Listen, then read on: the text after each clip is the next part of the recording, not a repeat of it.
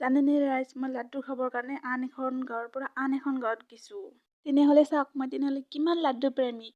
এয়া আলহী যিহেতু আহিছোঁ, চাহটো খুৱাবই লাগিব।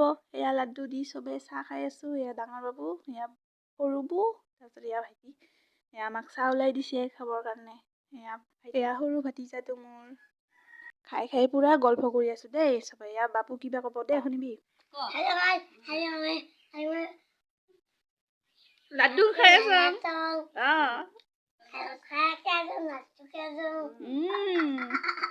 আৰু তই কি খাইছ? তই কি খাইছা? লাড্ডু।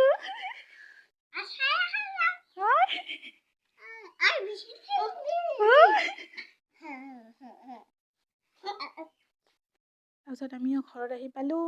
এয়া মানে দাদাকেইটা ডেক'ৰেশ্যন কৰি আছে। ডেক'ৰেশ্যনৰ মানুহ আহিছে না, আহি পাল বিয়াটা দাদাৰ। এয়া ডেক'ৰেশ্যন কৰি আছে, অলপ দেখুৱালোঁ আপোনালোককো। আৰু এয়া ৰাতিপুৱাৰ দৃশ্য, শিঙি মাছ আৰু আলু দি চব্জি বনাইছোঁ।